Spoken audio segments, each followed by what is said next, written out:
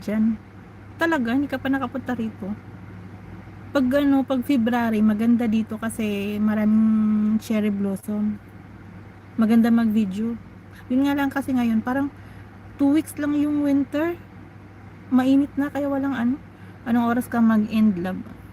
Ano, after 12 minutes. I-end ko na to, 12 minutes.